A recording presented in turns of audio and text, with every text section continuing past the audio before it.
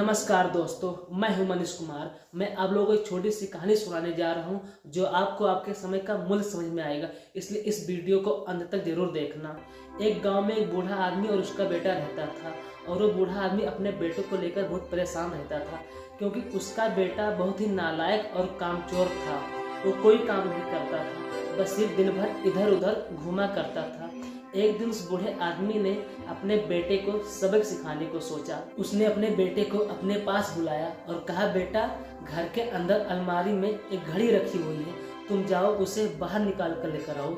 लड़का घर के अंदर गया और उस घड़ी को बाहर निकाल कर लेकर आया। फिर उसके पिता ने उससे कहा कि बेटा, अब तुम एक काम करो, इस घड़ी को अपने साथ बाजार लेकर जाओ और जितने भी लोग तुम्हें मिले उन सभी से इसकी कीमत पूछ कर आना। अब वो लड़का उस घड़ी को लेकर बाजार चला गया।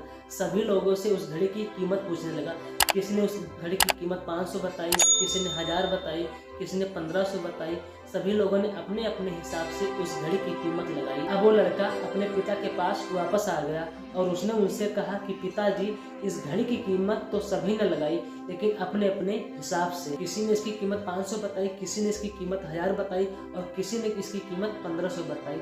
बेटे की बात सुनकर पिताजी ने कहा, कोई बात नहीं बेटा, अब इस घड़ी को ले जाओ, अलमारी में रख दो। अब अगले दिन फिर उस बूढ़े आदमी ने अपने बेटे को अपने पास बुलाया और उसे फिर अलमारी से घड़ी लाने को कहा। लड़का फिर जाता है और अलमारी से घड़ी निकाल कर लाता है और अब उस बूढ़े आदमी ने अपने बेटे से कहा कि बेटा, तुम जाओ और आज तुम इस घड़ी के अंदर जो समय चल रहा है उसकी कीमत पूछ कर आओ। लड़के को समझ में नहीं आ रहा था कि उसके पिताजी उससे क्या करवाना चाह रहे हैं। वह दुखी मन से उस घड़ी को लेकर बाजार चला जाता है और सभी लोगों से उसके अंदर जो समय चल रहा था उसकी कीमत पूछता है। लोगों को लगता था कि इस लड़के की मानसिक स्थिति ठीक नहीं है।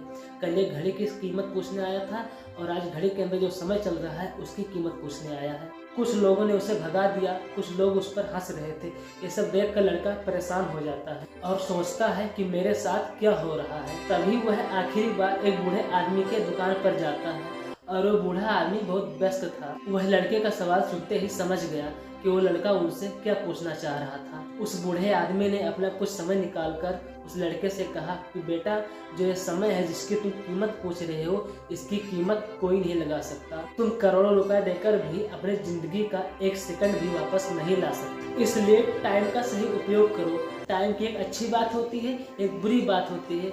बुरी बात यह है कि वो गुजर जाता है और अच्छी बात यह है कि तुम अपने समय को किन जगहों पे खर्च करते हो, ये आपके हाथ में है। दिन में सभी के पास 24 घंटे होते हैं, अमीर के पास भी और गरीब के पास भी।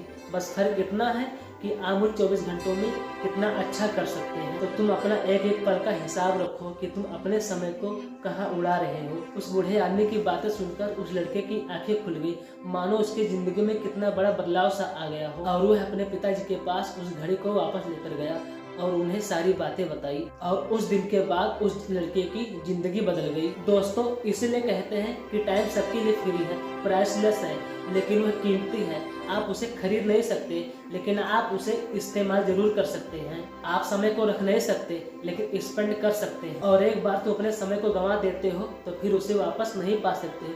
इसलिए अपने समय को सही जगह उपयोग करो। अगर वीडियो अच्छा लगा हो तो वीडियो को लाइक कीजिए, एक प्यारा सा कमेंट कीजिए और वीडियो को शेयर कीजिए और हमारे चैनल को सब्सक्राइब कर लीजिए।